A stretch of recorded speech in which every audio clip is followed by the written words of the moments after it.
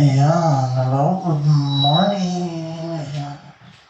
Ang oras mo natin ngayon ay 7:27 ng umaga. At ang araw na ba natin yan ay March 7, 2026.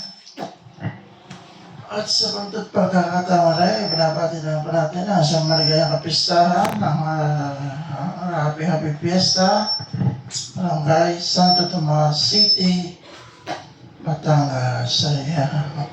Na may magmasayaan yung kapistahan yan at masayang araw na ito. Ayan. At mamaya ang coronation night ng Binibining Tanawan at may libre siya kay mamaya alas 6 ng gabi.